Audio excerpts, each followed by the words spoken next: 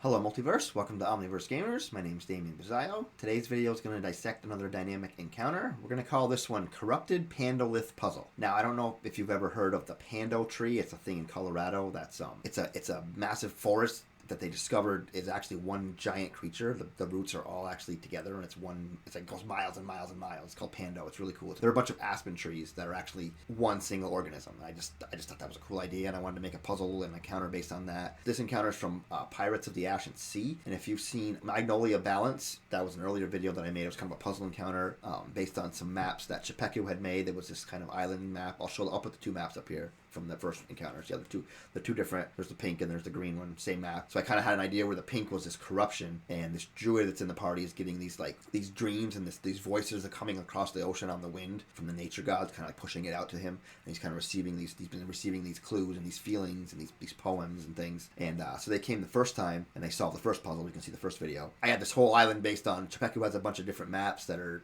different colors, different, winter, spring, fall. So I kind of have this whole island kind of based on that. The pink ones, which I guess are supposed to be like the bloom, but I have them being the pink is this corruption, this aberration of corruption. And as they solve these puzzles, the islands turn back into the green version.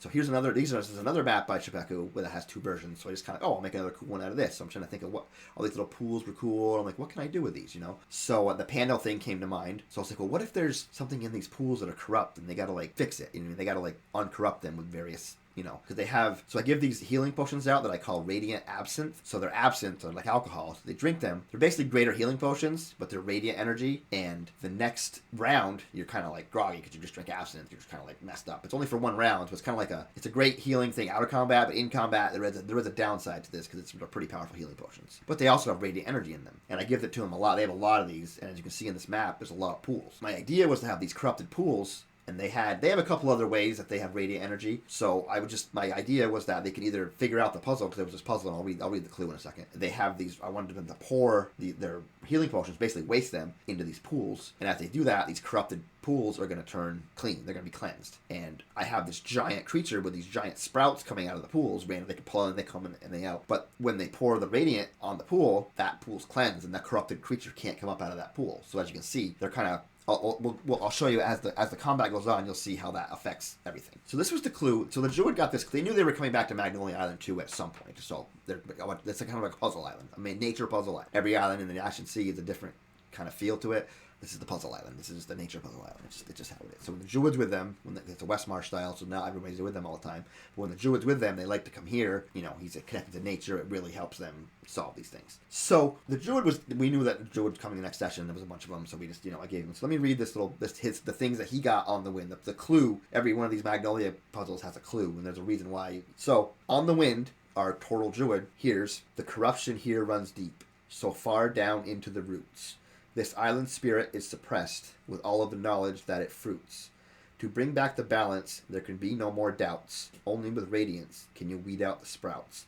The pools are wounded muck as waters fester from below, separate but connected from the evil that will sow. So just a simple cryptic poem I literally wrote the night before the game. I just kind of, use a rhyming dictionary and write a bunch of crap. I just spit it out. It wasn't meant to be anything great. It just, it was a puzzle. It was just a way to introduce this little puzzle. Give them certain really obscure clues, but they're very specific clues that they can figure out. Like it says pretty much explicitly, only with radiance can you weed out the sprouts, and the pools are wounded muck and that festered from below, separate but connected from the evil that will sow. So that's where the Pandolith comes in. These sprouts are separate, but they're also connected underneath to this whole thing. So my idea on this map is that this creature's underneath, the plant life, the whole creature's underneath in this lake. So there's the ground, and maybe 3 feet below was the water, kind of like a layer of water, and then the pools are kind of above that. So these sprouts come in and out. They can kind of pop in and out. And what I gave the Pandolith, let me tell you what I gave the Pandolith, and then we'll show you how this battle went out. So I basically used what's called a Rassilith, are from Mordecai's Tomb of Foes. I kept its corrupted water, I kept its undertow, I kind of changed the, it's a 13th CR creature, and these guys are level 5, I think, at the time. So I kind of obviously had to lower down all the numbers and stuff, but if you see my bounded accuracy video, you can see how I do that. So then I changed some of the little attacks instead of like a jab. I just gave it some grapple. I have a needle jabs. If I grab them and I hit them with a melee attack, I can pull them underwater. And then the corrupted water, and here in the corrupted water, you have disadvantage because it's all obscured, and it kind of messes with you. You take poison damage. You have to You have to save from the poison if you're in the water. I kept the grasping vine, but I changed it a little bit so it can reach out and grab them, and And then I have a water sprout. In the original one, I had a water sprout that could jump out and grab you and pull. But I had a water sprout that was a line, a 120-foot line attack, basically a lightning bolt, but it was with water and 66, and you have to save for half, which is like a water blast of acid water, bludgeoning damage from the force. But there's also acid. It's just the heat and the corrosion of the corruption hits you. It's a way to fight the people that were far away, because I have some ranged people that don't want to get close. But I have 120 feet to hit them. It gives me a lot more action economy and a lot more ways to engage the other people. And that's basically what I gave this corrupted Pandolith. So let me switch over to my side view, and we'll show you how this combat kind of goes. Now, as you can see, they kind of come to Magnolia Island, the first one, and they kind of come south. And they go on to where they were before. This is the magical bridge that they had created last time when they had solved Magnolia Island 1. There was these bridges that were broken, and when they finally balanced Magnolia 1 and lined it up with the other bridge and solved the puzzle, the magical bridge connected and brought them down to this island, which is still corrupted. So they're on this island. They come over here. They know there's a big, it's like a hedgerow and like trees of like the corrupted pink, and they can't really see beyond it. They can push through it, but as they go to get near it, this whisper on the voice says, from this way on, there could be no more doubts. Basically, the druid rolls an insight check, and he realizes that if you step into this bush, this is it. You have to be ready to solve what's beyond here. When you step into here, it's on. There's no coming back. You have to either solve it or die, basically. And they're like, well, I don't know if we want to solve it or die. And then they, it's an encounter. They eventually agree to do it. So what I do is I switch it over, and I put that same map sideways right here, as you can see. It's just a way to kind of connect these two maps together, and you'll see as they take their next step, things are going to happen. And I'll show you, as you can see, the two pool maps the one pool map's going to be connected to this. So we have a barbarian in the group. He's an easy young kid. He's just like, I'm running in. I don't care. I'm running. So he goes running.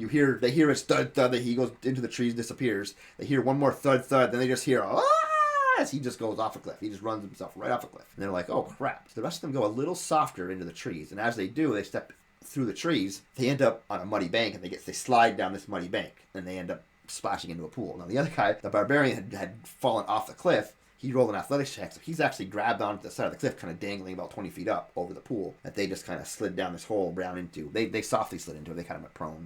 I made them roll dex saves to see if dex saves or acrobatics to see if they could land on their feet or if they landed in the water prone. And they pretty much, then we open this up, and they see these big, tall, spiky, like cactus-looking things. And the cactus-looking things are popping out of these nasty pools that smell, and the pool that they're in smells, and it's just disgusting and corroded. And these big, giant tree things start actually moving towards them, and one of them drops underneath the water. Like, it just disappears underwater, and they're like, whoa, what is that?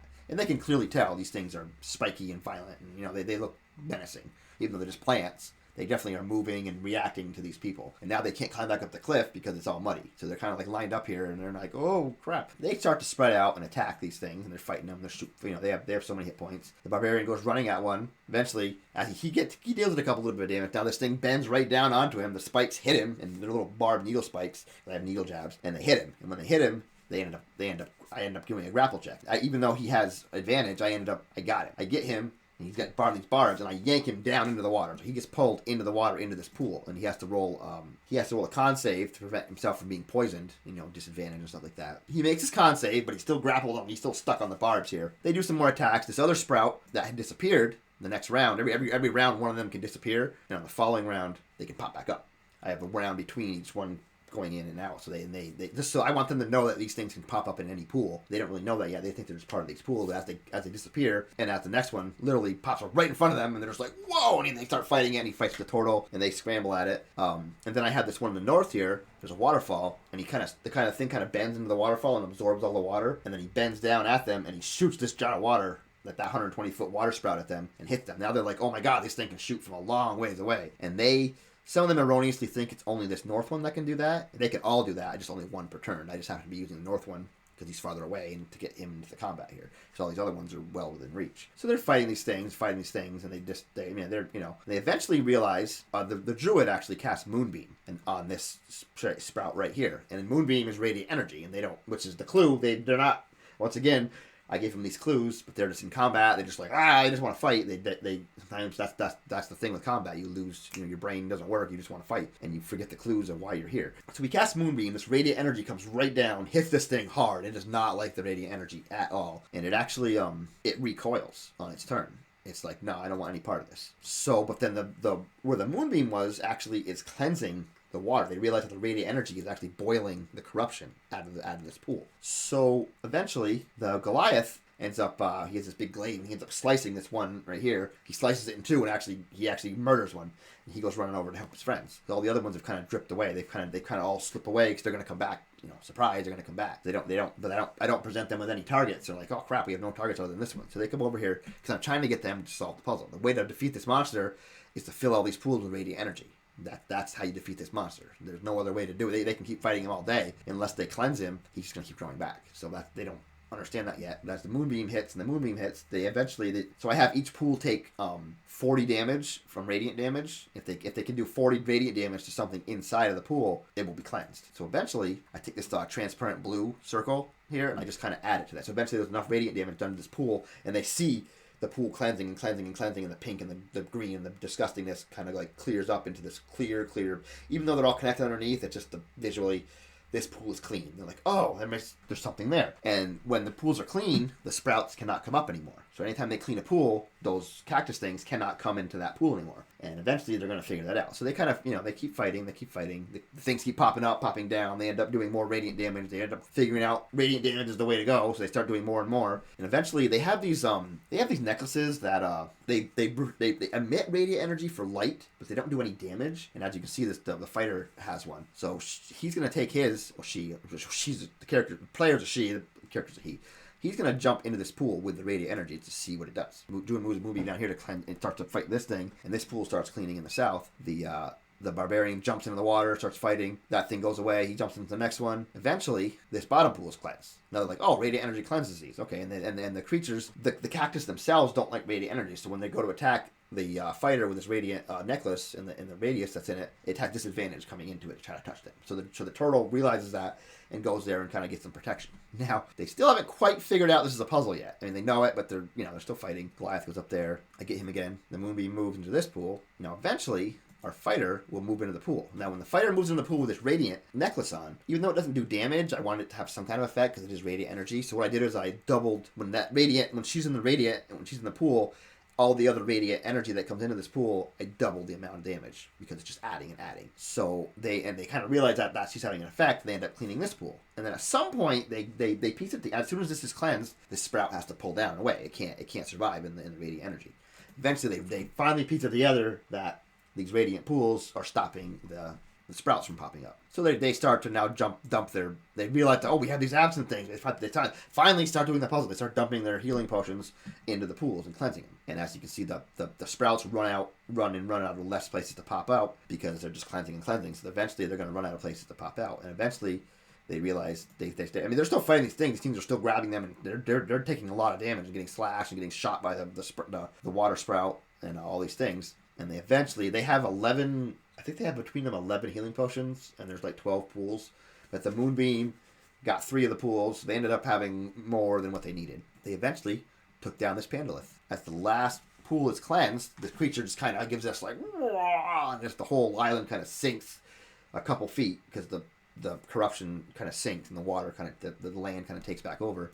And I switched maps back to the green map, and they can visually see that they changed this world. And then there's this whole big thing in the south that this god kind of talks to them. It's a whole big exposition. But you can see how this combat was a complete puzzle combat. They did not have to deal any damage at all. They just had to do radiant.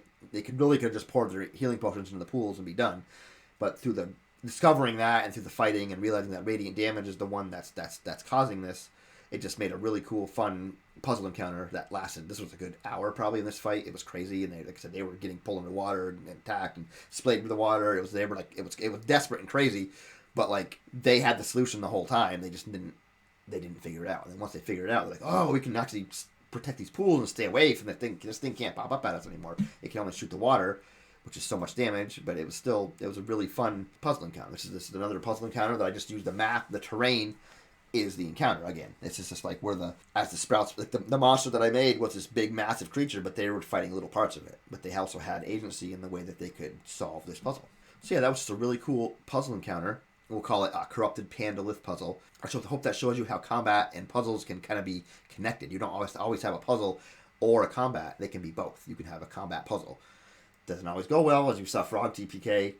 Sometimes they don't get the puzzle and they just die because they think it's a fight and they don't understand that it's a puzzle. You have to keep you want to be subtle about the puzzle, but you don't want to be so subtle that they just like die. Because you know what I mean? They don't get the clues, and they're just like, oh, we just died. Why did we die? Oh, because ABC, you didn't recognize the 4 clues that I gave you that you would have survived. There's like, oh, those were clues. Oh, sometimes you're too subtle. Sometimes you're trying to be tricky, and it's a balance between being like, hey, do this and this, or like, oh, maybe you can, so. But anyway, just another fun encounter. I hope that helps you guys get inspired and try to make your own puzzle encounters. We are Omniverse Gamers. Like, subscribe, all that jazz. I hope to see you soon, and keep on gaming.